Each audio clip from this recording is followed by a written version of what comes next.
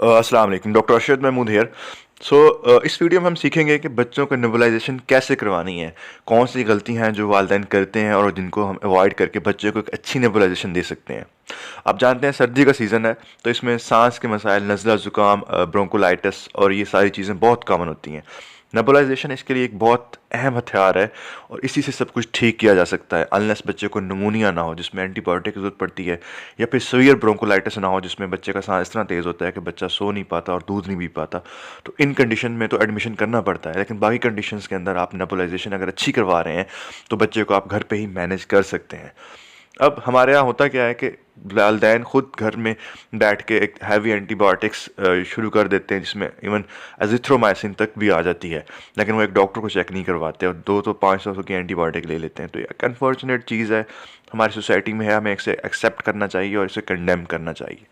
तो अपने टॉपिक की तरफ आते हैं, जो नेबुलाइजेशन है कि कैसे करवानी है बच्चे को। तो ये एक नेबुलाइज़र मशीन है जिसके पार्ट्स हैं। इसमें एक नेबुलाइज़र मशीन होती है, उसके बाद एक ट्यूबिंग होती है, उसके बाद ट्यूबिंग आपको एक मेडिसिन चैम्बर की तरफ लेके जाती है, उसके आगे एक फ़ेस मास्क लगा होता है। फ़ेस मास्क बच्चे के मुंह पे लगाया जाता है। मेडिसिन चैम्बर जो है वो खुल भी जाता है, उसके अंदर आप मेडिसिन डालते हैं और फिर आप मशीन को ऑन करते हैं तो नेबुलाइजेशन स्टार्ट हो जाती है। अब इसके अंदर क्वेश्चन ये पूछा जाता है कि नेबुलाइज़र के अंदर कितने ड्रॉप्स डालें और कितने एमएल में नॉर्मल सलाइन डालें। तो नॉर्मल सलाइन तो आपने फिक्स अमाउंट में डालना है, जो कि 2 to 3 एमएल है, 2 से 3 सीसी नॉर्मल सलाइन डालना है।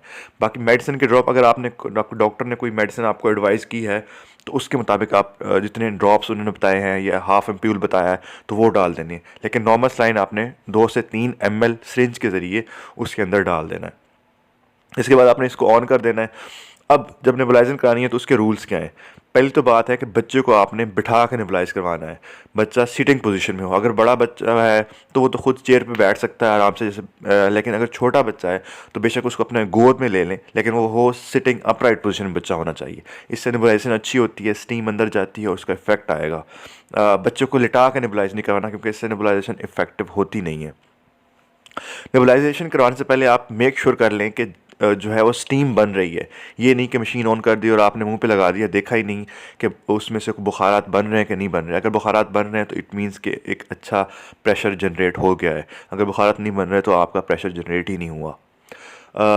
और पॉइंट ये है कि बच्चे को जब आप नेबुलाइजेशन करवा रहे हैं तो बच्चा जाग रहा हो। ये ना हो कि बच्चे को सोते हुए नेबुलाइज नहीं करवाना आपने, इससे नेबुलाइजेशन इफेक्टिव नहीं होती। तो बच्चे को हमेशा जागते हुए नेबुलाइजेशन करवानी है। एक और इंपॉर्टेंट सवाल पूछा जाता है कि बच्चे को कितनी देर के लिए नेबुलाइज करवाना है।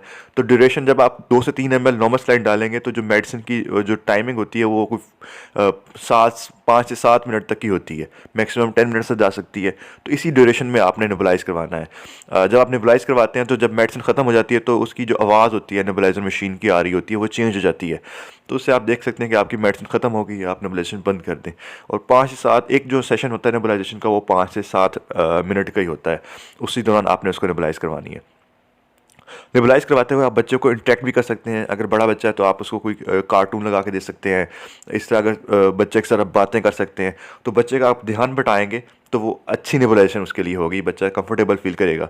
तो नेबुलाइजेशन के दौरान बच्चे को आप कोई कार्टून भी लगा के दे सकते हैं, उससे बातें कर सकते हैं, उसको कोई स्टोरी सुना सकते हैं, ताकि उसका ध्यान जो है वो उस चीज़ से हटे और वो सांस जो है वो नॉर्मल पैटर्न के अंदर लेता रहे। तो ये कुछ चीज़ें थी जो नेबुलाइजेशन के लिए ज़रूरी हैं, जिनका जानना आपके लिए ज़रूरी है। अगर इन पे अमल करेंगे तो एक अच्छी नेबुलाइजेशन होगी और उसका इफ़ेक्ट भी आएगा। अब जो नेबुलाइज़र किट है उसको धोना कैसे है। तो अगर बच्चे घर में आपके 2-3 बच्चे हैं तो आपने एक बच्चे के लिए एक ही किट रख लें। अगर नहीं रख सकते तो फिर उनको एक दूसरे बच्चे पर इस्तेमाल से पहले उसको अच्छी तरह वॉश करना है। तो वॉश का तरीका ये है कि आपने सारे जो उसके पार्ट हैं, ट्यूबिंग को निकाल देना है, बाकी जो पार्ट है जिसमें मेडिसिन चैम्बर है, मास्क है, सारा कुछ है, उनको अलग अलग कर लेना है। और एक जो है आपने एक पानी का टब ले लेना है और उसके अंदर जो है लिक्विड सोप डाल देना है और उससे आप उसको धो लेना है।